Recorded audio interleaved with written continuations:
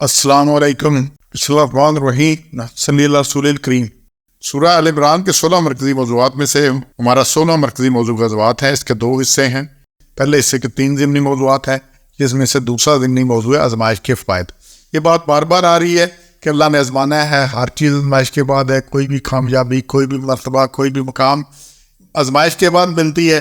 اللہ نے جنت دینی آزمائش. اب اس کے فوائد کیا ہیں؟ 4 نکات ہے جی. پہلا ہے 141 میں اللہ تعالیٰ ان تکالیف سے مومنین کو کوتاہیوں کمزوریوں سے پاک کر دیتا ہے. 141 میں اللہ نے یہ بات بڑی کلیئر کی ہے. چھوٹی سی آیت ہے، اس کو دیکھیں کہ اللہ کیا ہے. یہ اس لیے ہوا یمحق الکافرین، اس واسطے کہ پاک صاف کرے ایمان والوں کو اور مٹا دے کافروں کو. اللہ کافروں اور ایمان والوں کو لہذا پاک. اچھا، ایمان والوں میں کوئی کمزوری، کوئی کوتاہی، کو کچھ ہوتی ہے، تو چونکہ اللہ نے آگے جنتیں دینی ہے تو تاکہ اس وقت میں آزمائش کے وقت انہیں پتہ ہے. جیسے وہ امتحان دیتے ہیں، بڑی تیاری کر کے گئے ہیں، تو امتحان دیتے پتہ لگتا ہے یہ سوال بھی نہیں آتا، یہ بھی نہیں آتا. اچھا، امتحان تو بعد کی بات ہے، راستے بھی یاد آتا ہے، میں نے اس چیپٹر کی بھی تیاری نہیں کی، یہ بھی نہیں ہو جاتا، یہ بھی نہیں آتا، یہ بھی نہیں آتا. تو پھر یہ آزمائش کے وقت جب تک امتحان نہیں ہوتا پتہ ہی نہیں ہوتا. پتہ ہوتا تو پہلے کہتا ہے، یہ سب اسی وقت پتہ چلتا ہے.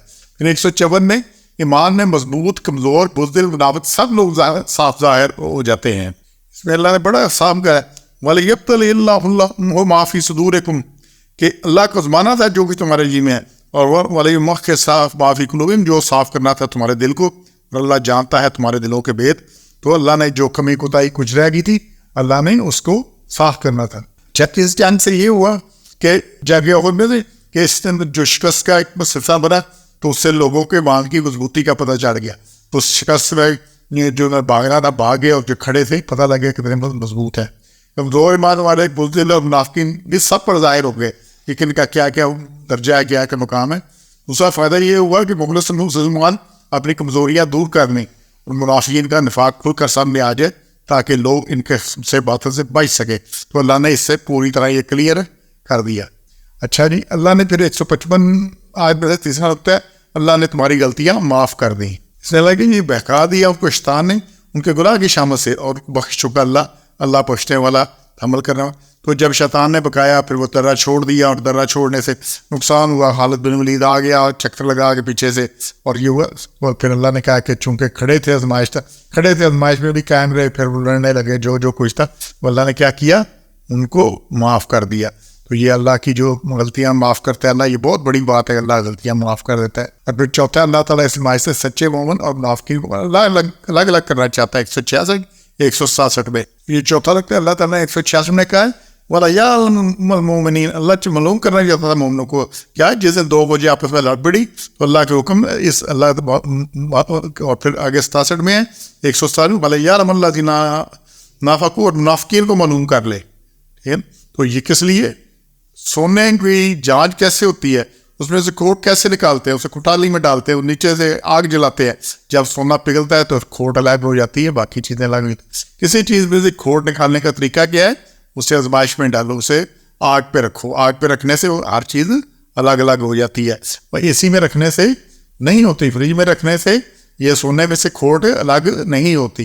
تو اللہ نے بڑا واضح کیا ہے کیا ہے. اچھا، یہ ضروری نہیں ہے کہ آپ کی ادھر کہیں بھی ہو رہی ہے، کہیں بھی جہاد کا سلسلہ ہے، کچھ بھی، تو آپ کے جذبات کیا ہیں، کیا آپ کرنا چاہتے ہیں، کیا آپ کا سوچ منافقین جیسی ہے، مومنین کی جیسی ہے.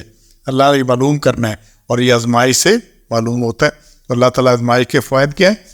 اچھا، اس کا مزید فائدہ یہ کہ مومن کو بھی پتہ چل جاتا ہے، کیونکہ منافق چھپا ہوا ہوتا ہے. دشمن تو سامنے نظر آ رہا ہے، پتہ ہے یہ دشمن ہے، اس سے بندہ بچتا بھی ہے، اس کی باقی بھی احتیاط کرتا ہے.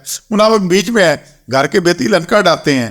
جب گھر میں ہے، بیتی ہے، ساتھ بیٹھا ہے، میٹنگوں میں بھی شامل ہو رہا ہے، باقی مشورے میں بھی آ رہا ہے، اور بات کیا کر رہے ہیں، جاسوسیاں بھی کر رہے ہیں، چالیں بھی چل رہے ہیں، باقی بھی سارا کچھ ہوتا ہے. اچھا، جب یہ موقع آتا ہے لڑنے کا، اب یہاں پر یہ ہوتا ہے، اب جب جان پہ بات آتی ہے تو پھر فراڈ ختم ہو جاتا ہے، پھر وہ بھاگنے کی کرتا ہے، پھر فرار کی رستہ اختیار کرتا ہے. تو اللہ کہتا ہے کہ یہ اسی لیے فائدہ کیا ہے اس کا، یہ سب سے بڑا فائدہ ہے آزمائش کا. منافق کو 66 کو دیکھے اکٹھے یہ 2 لفظ آ رہے ہیں 66 میں کہ وَلَيَعْلَمَ الْمُؤْمِنِينَ، مومنین کو معلوم کر لے، پکے ایمان والوں کو معلوم کرے. وَيَعْلَمَ الَّذِينَ نَافَقُوا، منافقین کو معلوم کر لے. تو یہ اس لیے ان کو علیحدہ کرنے کے لیے اللہ نے یہ بٹیاں لگائی ہیں. تو انشاءاللہ ہم نے اس میں سے کامیاب ہونا ہے. یہ نہ ہو منافقین کے زمرے میں آ جائیں. ہم نے انشاءاللہ اس سے بچنا، منافقین سے بجائے جاہدین اور مومنین کے صف میں آنا ہے. سبحان ربک رب العزت عما یصفون والسلام علی المرسلین والحمد للہ رب العالمین.